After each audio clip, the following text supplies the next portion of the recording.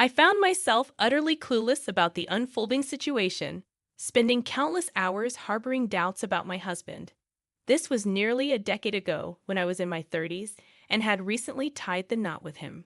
Despite his relentless commitment to work even before our marriage, I anticipated a challenging life together. However, the prolonged periods of his absence left me feeling isolated. Initially, I tried to let him unwind during the scarce moments he was home, but my frustration mounted. As time passed, my demeanor towards him turned harsh. Each time I encountered his face, my husband attempted to pacify me. However, if he sensed my dissatisfaction persisted, he started to ignore my grievances. I yearned for his attention, despite the demands of his profession, simply because we were married. This sentiment overwhelmed me, preventing me from objectively assessing our relationship.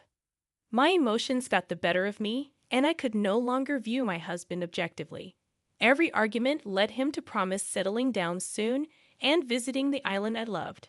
Yet these assurances remained unfulfilled. Frustrated, I questioned the priority of work over our relationship, expressing my weariness at his constant excitement that saddened me. No matter how hurtful my words, my husband never took them seriously. A nagging feeling crept in that our marriage was on the brink of collapse. He sensed my indifference, and soon after, I began to suspect infidelity. Initially, I dismissed it, attributing his frequent business trips to the nature of his job. However, the discovery of a hotel receipt and membership card in his suit pocket raised suspicions. It indicated stays on days he claimed to be on business trips, accumulating points for multiple nights. As a successful professional, my husband was popular with his female colleagues, leading me to speculate about his involvement with another woman. Fed up, I decided to lead my life independently, disregarding his infidelity. The initial enjoyment of this newfound freedom waned as I grew weary of pretending to be happy. The realization dawned that perhaps it was time for both of us to break free from a marriage where we were avoiding each other as husband and wife. Accepting the possibility that my husband might find happiness elsewhere, I contemplated moving on to the next chapter of my life. Despite the lingering love for the man I once adored, the realization hit me that I no longer wished to spend my life with him. Summoning courage, I initiated the process of seeking a divorce, grappling with the idea that there might be no alternative but to end our union. Days of deliberation led me to send a text message to his cell phone, asking him to come home early. "I need to talk to you," I texted him on his cell phone. "I need to talk to you too, and I'll try to leave as soon as possible," he replied promptly. Despite being certain about my decision to seek a divorce, I found myself contemplating that my husband might not want the same. The realization that he, too, was seeking a divorce sent my heart racing, making it hard to breathe as I struggled to stand. His heart, it seemed, had moved on to someone else. "Let's not cry anymore," I thought, resolving to end things with a smile. I made my decision and patiently waited for my husband to return home. Around 9 p.m., he arrived, noticeably having lost an unexpected amount of weight. His kind eyes and familiar tone remained, yet an insurmountable gap existed between us.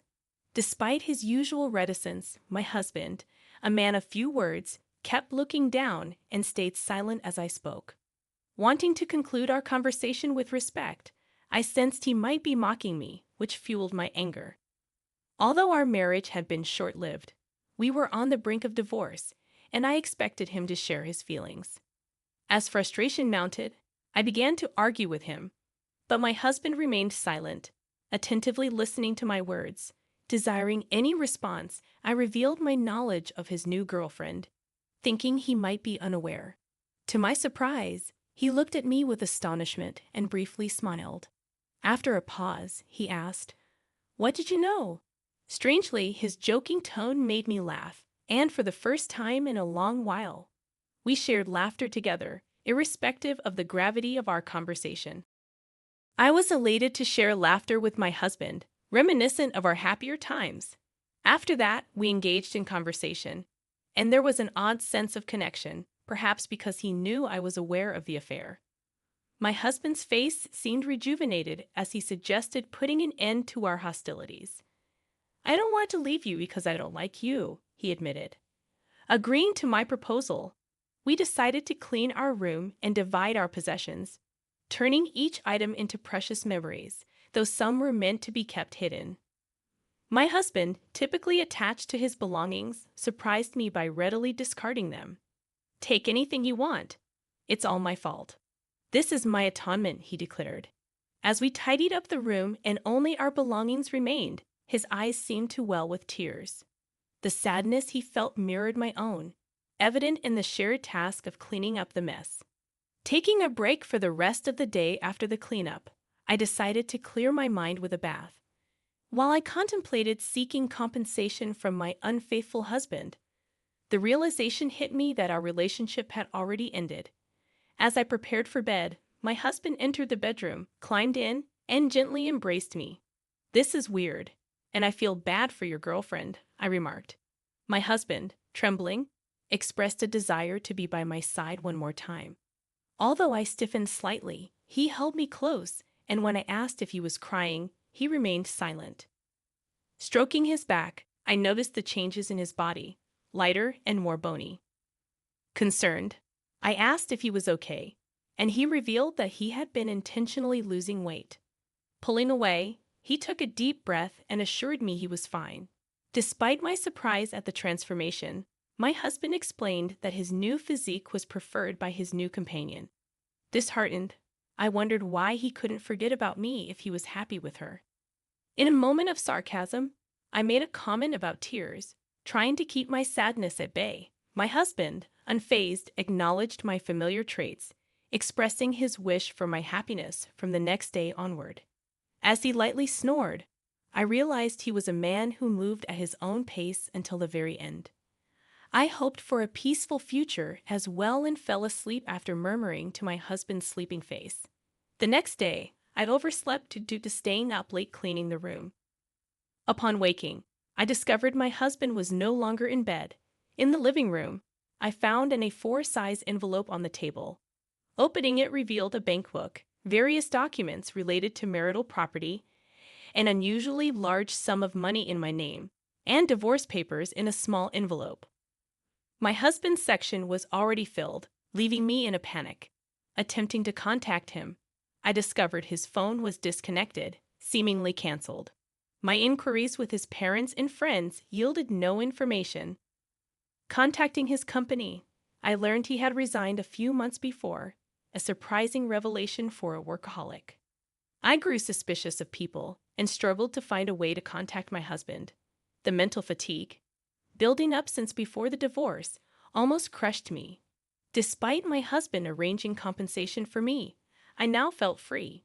Deciding to spend time in a place I truly enjoyed, I arrived at a remote island, a day's journey from the mainland. With a sparse population of around 3,000 people, I had visited it once with my husband and was captivated by its natural beauty and unhurried pace. My husband had promised we would return to the island after completing his work. Though I missed him, I realized that what I needed now was the peace and quiet of that place. Quitting my job and moving to the remote island a few months later, I rented out my house to someone else. It was a risky move, but I knew I couldn't stay in my previous home any longer. As for how my husband paid off the mortgage, that remained uncertain. Knowing that my husband had worked hard to create the memories in our house, I found it challenging to continue living there alone. Despite the strangeness of some things, I couldn't seek answers from him anymore. Wanting to honor his efforts, I decided not to let go completely. Choosing to spend time on his quiet island, I started adjusting to island life and got to know my neighbors. Though I had enough assets to live without working, I discovered that idleness was more depressing. As a sort of helper, I began assisting elderly neighbors with their concerns. Initially treated as an outsider, I felt relieved as I gradually became accepted as one of the islanders. One day, a co-worker informed me that a new client had arrived from the main island for medical treatment. Facing a serious illness, he had chosen this island as his final residence due to the lack of available treatment elsewhere. Concerned about his condition and aware of the challenges of moving to an island without medical facilities, I was hesitant about taking charge. However, when he asked for a visit and I was the only one available, I nervously went to his house. Arriving at a small house on a hill with an ocean view, I questioned if it was the best place for someone in his condition. Running the doorbell, a faint voice invited me in. As I entered, I found the client sitting in front of a window, with the sun and wind streaming in. Squinting to see his face, I greeted him, only to be rendered speechless. To my astonishment, my ex-husband sat before me. Both of us were taken aback, just standing there and staring. My husband broke the silence, mischievously smiling, admitting that I have found him out. Confused by his unexpected presence and the conflicting information, I was unable to speak properly. My husband took my hand, forcing me to sit beside him. As we sat there in silence, a voice at the door interrupted our thoughts. Wiping my tears, I'd opened the door to an elderly man who seemed surprised by my tear-stained face. He bowed, entered, and sat next to my husband. Softly inquiring about his well-being, he spoke in a gentle voice. My husband assured the elderly man that everything was normal, and they began chatting.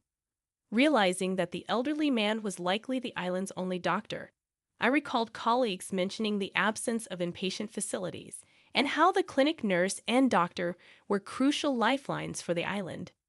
It became apparent that my husband had come to the island to spend his final days here. Despite his decision, I listened attentively to their conversation. After the brief conversation with my husband's doctor, who left after about 10 minutes of casual discussion, I couldn't resist running after him. Startled by my flustered appearance, he seemed to understand when I explained our relationship. Anxious about my husband's condition and future treatment, I questioned the doctor, but he insisted he couldn't disclose anything without my husband's consent. With a heavy heart, the doctor shared that my husband wouldn't be able to walk by himself soon and suggested that it would be a shame for him to spend his final days alone, urging me to be there for him. Stunned by this revelation, I returned to the house where my husband was waiting, seemingly anticipating my inquiries. Greeting me with a smile, my husband acknowledged that he couldn't live without me, so I requested to spend the night. My husband's house, now reduced to a few pieces of luggage and a couple of futons, became the backdrop for the first night we slept together since discussing divorce. Under the covers, we shared the story of how we had arrived at this unexpected juncture. Eager to inquire about his illness, I decided it wasn't the right time for painful discussions. Instead, we reminisced about our past, partly influenced by my feelings about his past relationship.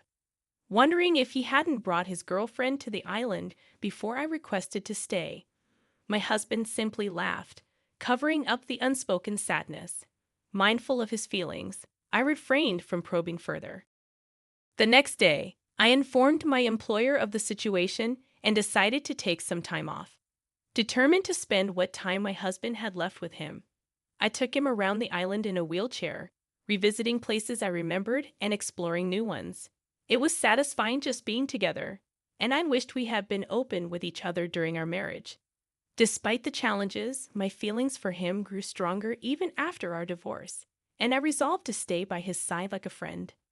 As his disease progressed, my husband's physical strength deteriorated to the point where daily tasks became difficult. The doctor visited every day, offering the only relief that my husband was no longer in pain.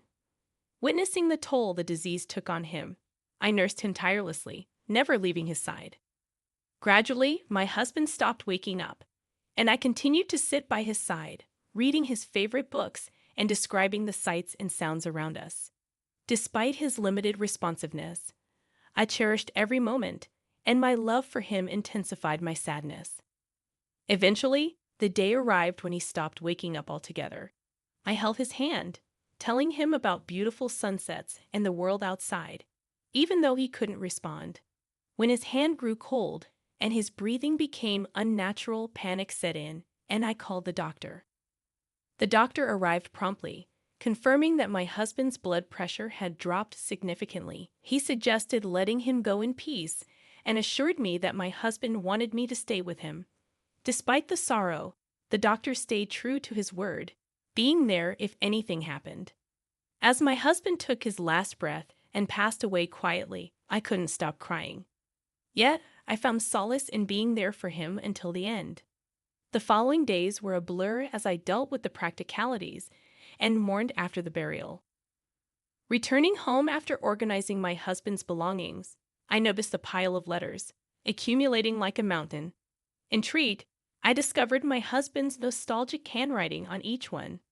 Reading through them, I realized he had written dozens of letters, starting from the day of our reunion. His letters became shorter and messier as the days passed, revealing the progression of his illness. Among them, one letter revealed the truth about our divorce. His illness had started during our marriage, and he had planned to divorce me, not wanting me to spend my life caring for him. My husband's words were painful, and I felt hurt by the way he had orchestrated everything. Apologizing sincerely, tears flowed uncontrollably. Suddenly, there was a knock on the front door. Wiping my tears, I opened it to find the doctor standing there. He handed me a sealed envelope, identical to the ones I had just read. My husband had asked him to post a few days' worth of letters before falling into a coma, entrusting them to the doctor. This was the last letter. Thanking the doctor, I read my husband's final note alone. It was a thin but clear message. "Thank you, I love you. Despite the pain," I said aloud, "I love you too." In that moment, I thought I saw my husband's portrait smile a little. Decades after my husband's death, I am officially recognized as an island resident. Building a grave next to where his house used to stand, I have chosen to stay on the island. Every day, I gaze out the window, just like my husband used to do. One day, I intend to join him there, finding peace and happiness surrounded by the memories we created together.